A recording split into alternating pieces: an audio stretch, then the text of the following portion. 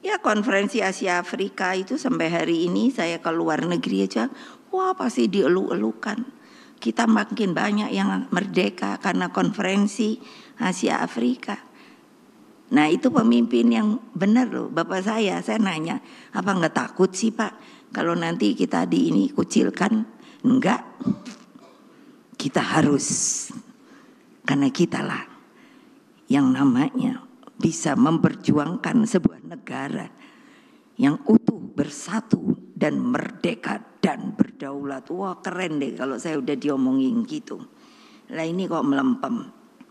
Jadi ini tinta emas sejarah kepemimpinan Indonesia bagi dunia, jangan dilupakan dong.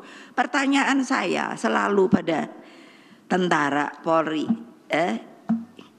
kalau negara kita diserang, kalian siap apa tidak? Nanti jawabnya PR. Saudara-saudara sekalian, seluruh rakyat Indonesia yang saya cintai dan banggakan, sekiranya setiap pemimpin dan setiap anak bangsa memegang falsafah kebenaran tersebut, maka politik akan menampilkan watak sejatinya untuk menebar kebaikan dan menjauhkan keburukan. PDI Perjuangan dengan usia yang 51 tahun ini menempatkan kepentingan rakyat, bangsa, dan negara sebagai akar dari seluruh eksistensi dan dedikasi partai. Semua dengan niat tulus, kerelaan hati, dan tekad mewujudkan kebenaran dalam politik. Sikap ini senafas dan sebangun dengan Bung Karno yang menempatkan dedication of life pada Tuhan, bangsa, dan negara di atas segalanya. Beliau berjuang dengan penuh rasa cinta kepada rakyat Indonesia melebihi apapun, sebab kehidupan rakyat adalah kehidupan Bung Karno itu sendiri. Kebayang nggak sih? Nggak ada yang mau nanya. Kita merdeka tuh sebetulnya yang ngomongku sopoto. Hanya 17 Agustus dibunyikan proklamator. Lembok, ingat dong, kalau nggak ada beliau, belum tentu kita masih berdiri terjajah. Ini fakta loh. Orang saya tanya sama ibu saya, waktu itu benernya pada takut nggak sih? Waktu mengucapkan proklamator, lah iyalah, mau ngerekkan bendera merah putih, orang namanya lagi dijajah, Jepang. Untung waktu itu sudah kalah. Bung Karno itu seorang jenius loh. Visioner. Beliau kan sudah ada, makanya mestinya baca buku. Sudah itu sebetulnya kalau dibaca maka kita mengerti why kita harus merdeka. Beliau bilang nanti kalau di lautan Pasifik itu menjadi merah, maka pada waktu itu, beliau senang simbol-simbol, maka pada waktu itulah rantai penjajahan akan putus. Makanya dibuat patung di dekat Hotel Borobudur tuh apa? Itu kan patung Irian Barat dengan rantai yang terputus. Tolong ambil, jatuh.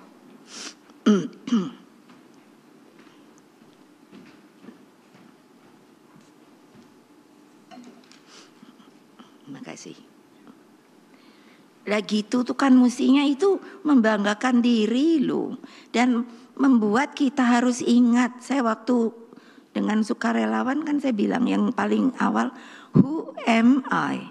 Bukan who I am. Kalau I am saya. Tapi kalau who am I artinya banyak. Karena saya mau menyadarkan bahwa kalian itu tidak akan, bayangkan 350 tahun, mana ada tentara, mana ada Polri, gawat. Yang ada Ken Petai, kalau orang Belanda tuh, apa namanya ya?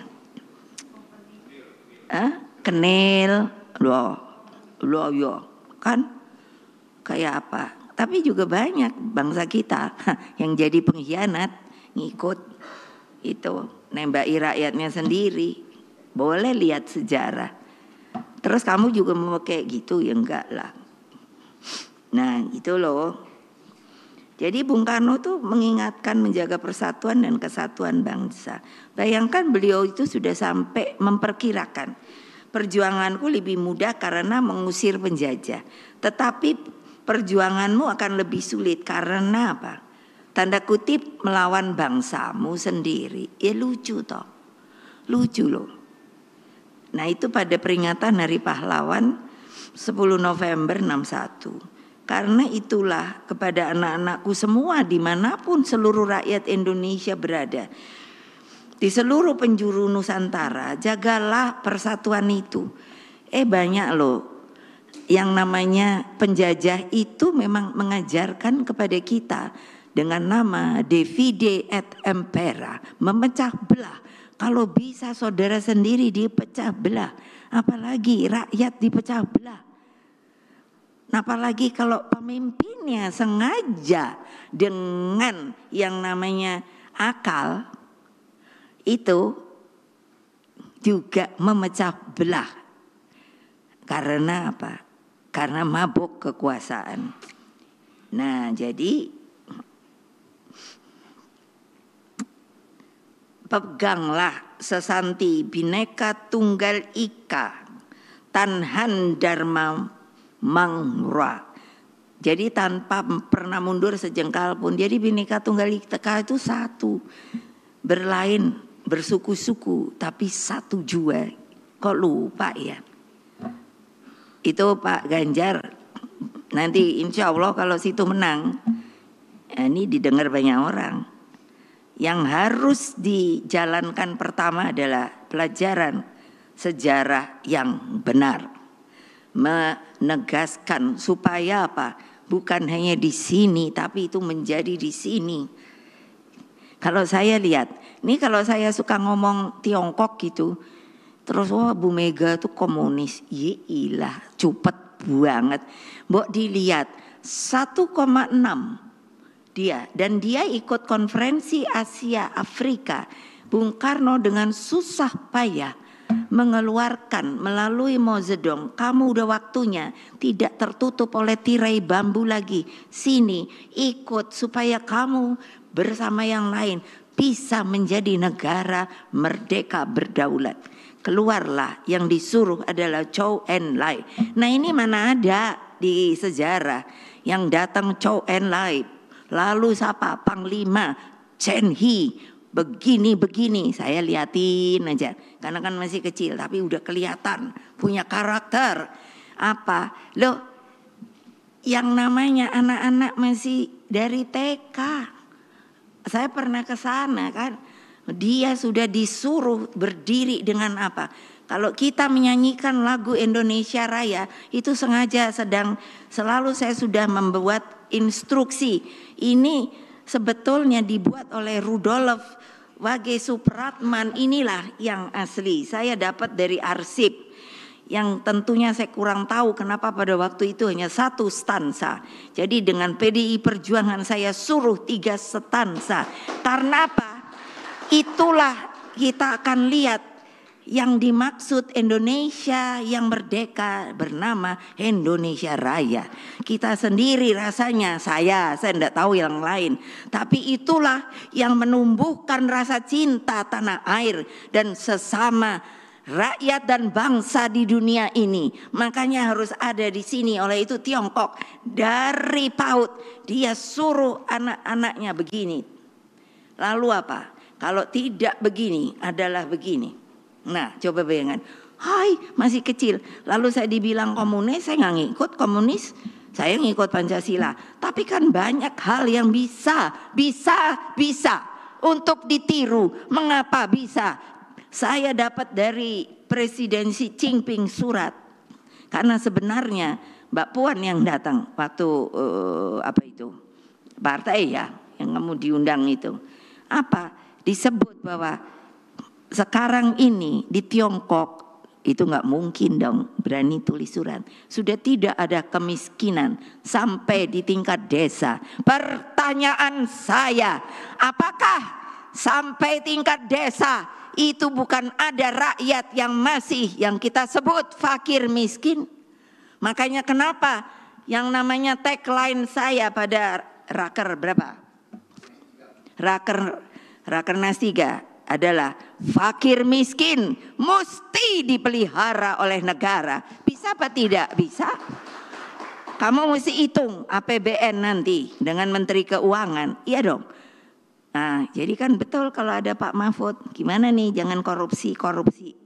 Ya habislah kalau korupsi. Tapi kalau itu semua dikumpulkan itu. Sebenarnya mudah. Indonesia itu mengapa disebutnya kaya raya? Itu benar. Saya kan ditunjuk lagi untuk jadi di badan BRIN, Badan Riset Inovasi Nasional. Itu researchernya aja 8.144. Profesor, doktor, sudahlah segala macam.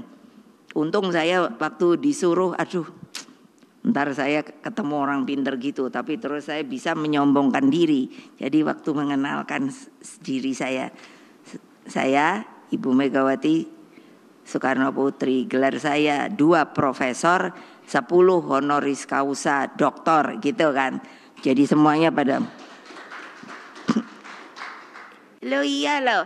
Jadi kalau saya ngomong itu tidak benar. Dari keilmuan dapat dipertanggungjawabkan, dari rohani dapat dipertanggungjawabkan. Kalau ada yang mau membantah saya, datang. Jangan saya dibully, jangan saya dipotong-potong kalau ngomong. Coba ayo, saya selalu bilang kalau enggak setuju sini catat nama. Ya tentu dong, Mbak Puan bilang, Mama kalau ngomong jangan keras-keras. No. Karena saya ingin mengatakan kepada rakyat saya bahwa kalian itulah sebenarnya pemegang kekuasaan di Republik ini. Jadi jangan takut kalau diintimidasi, dipukul, langsung kamu harus ngomong. Jangan takut. Karena yang memukul kamu, mengintimidasi kamu, ingat adalah rakyat Indonesia juga. Sampai pemimpinnya. Nanti Pak Ma'ruf juga pensiun. Siapa yang nggak mau pensiun? Udah pasti. Saya pensiun. Kok aneh banget.